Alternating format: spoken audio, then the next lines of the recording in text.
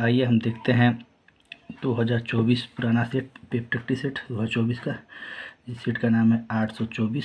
आइए इस सेट के क्वेश्चंस को, साइंस के क्वेश्चंस को हम बता रहे हैं, ठीक है। सारे पूरे 30 क्वेश्चन, ठीक। पहला क्वेश्चन है कि उत्तल दर्पण से प्रतिबिंब सदैव बनता है। उत्तल दर्पण, दर्पण कौन सा जी? उत्तल। उत्तल कौन सा दर्पण है? उत्तल दर्पण वो होता है जिसका ऊपरी हुए भाग से क्या होता है? परावर्तक होता है, और आंतरिक भाग क्या होता है? कलई किया होगा, ठीक है। तो उससे क्या बनता है जी? उससे जो आपका प्रतिबिंब बनता है वो क्या बनता है? ध्रुव तथा फोकस के बीच बनता है और आभासी बनता है। ये भी ध्यान रखना है, ध्रुव तथा फोकस के बीच बनता है, ये छोटा ही बनता है। इसका सारे प्रतिबिंब आभासी बनते हैं और सीधे भी बनते हैं, ठीक है। लेकिन वही अवतल दर्पण से प्रतिबिंब क्या होता है? वास्तविक बनता है, आभासी बनता है, सीधा ही बनता है और उल्टा ही बनता है, ठीक। दूसरा प्रश्न दिया है कि जब प्रकाश की किरण एक माध्यम से दूसरे माध्यम में जाने पर अविलंब से दूर हटती है तो होती है। देखो यहाँ पे देख सकते हैं कि आप मान लीजिए ये है आपका विरल माध्यम और ये है आपका सघन माध्यम। जब प्रकाश की किरण जब विरल माध्यम सघन माध्यम जाती है तो अपने क्या होती है? अविलंब की तरफ झुक जाती है। लेकिन जब सघन माध्यम से विरल माध्यम जाती है तो अविलंब से क्या होती है? दूर हट जाती है। क्या होती है? दूर हटती है। तो सघन माध्यम से क्या हो जाती है जी? सघन माध्यम से विरल माध्यम जाती है तो क्या होती है? चलिए अगला क्वेश्चन है, क्वेश्चन नंबर तीसरा। क्वेश्चन नंबर 3 आप देख सकते हैं, ठीक है। क्वेश्चन नंबर तीसरा है कि एक उत्तल लेंस की फोकस दूरी 15 सेमी है, इससे 30 सेमी की दूरी पर रखी वस्तु का प्रतिबिंब बनेगा। लेंस कौन सा है जी? लेंस आपका है उत्तल लेंस। कौन सा लेंस है? उत्तल लेंस, ठीक है। उत्तल लेंस कहाँ लिया रखा गया है? वस्तु रखा गया 30 सेमी दूरी पर, ठीक है। तो ठीक कहाँ रखे? 15 सेमी दूरी फोकस दूरी। फोकस दूरी कितना है? एफ इक्वल टू है 15 सेमी और यू इक्वल टू कितना है? माइनस के 30 सेमी।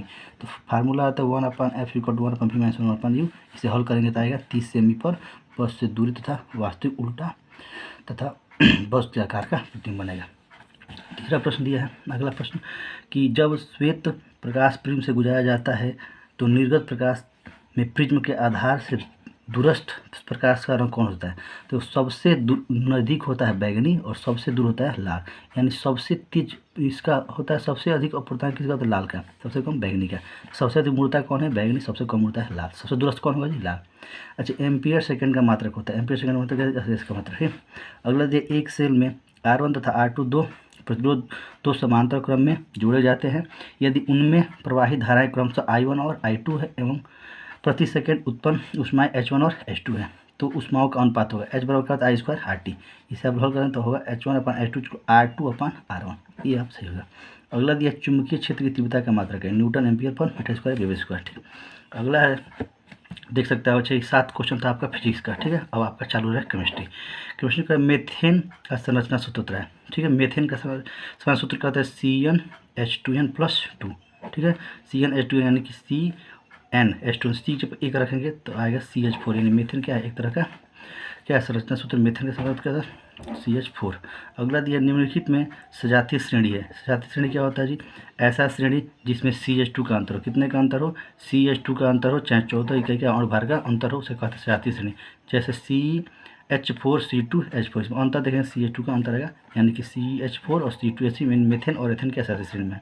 अगला करा है लेड नाइट्रेट का रासायनिक सूत्र क्या है? PbNO3 का होल ट्वाइस। इसे कहते हैं लेड नाइट्रेट, इसे कहते हैं लेड ऑक्साइड, ठीक है। जल, शुद्ध जल का pH मान कितना होता है? 7। शुद्ध जल का pH मान कितना होता है जी? शुद्ध जल का pH मान होता है 7। 7 से कम हो तो अम्लीय, 7 से अधिक हो तो क्षारीय, ठीक है। अगला क्या है? एंटीमनी। एंटीमनी क्या है? उपधातु है। एंटीमनी, आर्सेनिक, एंटीमनी और बिस्मथ क्या है? एंटीमनी, आर्सेनिक और बिस्मथ ये सब क्या है? उपधातु है, ठीक है। अगला कह रहा है निम्नलिखित रासायनिक समीकरण को पूरा कीजिए। अच्छी, ये इसका है CH3COH है, C2H5OH है। अच्छा देखो इसे हम क्या कहते हैं? देखो ये आपका क्या है? एथेनोइक अम्ल, ठीक है। इसका नाम क्या है? एथेनोइक अम्ल। ये है एथिल अल्कोहल। एथेनोइक अम्ल को एथिल अल्कोहल के साथ जब शांत सल्फ्यूरिक अम्ल की उपस्थिति में जब अभिक्रिया कराते हैं तो ये बनता है एस्टर। क्या बनता है जी? एस्टर। CH3COOH इसे कहते हैं एस्टर। इस प्रक्रिया को एस्टरीकरण कहते हैं और जल का एक अणु भी बाहर निकलता है, यानी एस्टरीकरण की प्रक्रिया है। यानी क्या बनेगा जी? एस्टर बनेगा। CH3COH इसे कहेंगे हम लोग एस्टर। अच्छा, अब आते हैं बायोलॉजी के क्वेश्चन में। बायोलॉजी क्वेश्चन पढ़ा दिया है कोशिकीय प्रक्रम में ऊर्जा मुद्रा है। अच्छा, एक कोशिका ऊर्जा की मुद्रा क्या होती है? ATP। क्या कहते हैं? ATP, एडिनोसिन ट्राइफॉस्फेट, ठीक है। अगला पित्त-रस का स्राव होता है, जानते हैं ये किससे होता है? परागकोश में होते हैं। क्या होते हैं? परागकण। परागकोश में क्या होता है? परागकण। बायो दलपुज वर्तिकाग्र ठीक है। ऐसे ही क्या होता है, परागकोश होते हैं।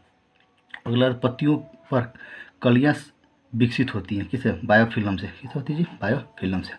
अगला कह रहा है एक लिंगी पुष्प का उदाहरण है पपीते का फूल, तरबूज का फूल, क्या है, तो पपीता तरबूज क्या होता है, एक लिंगी होता है।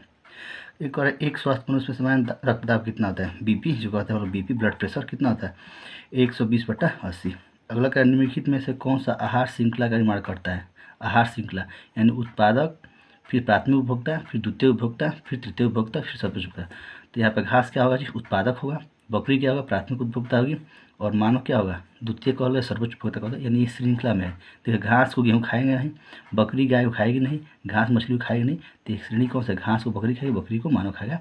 ये आपका कौन सा है, श्रृंखला में इसे हो जाएगा। यानी पूरे के पूरे कितने क्वेश्चन हो गए आपके, पूरे के पूरे 20 क्वेश्चन आपके फिजिक्स, केमिस्ट्री और बायोलॉजी के हो गए।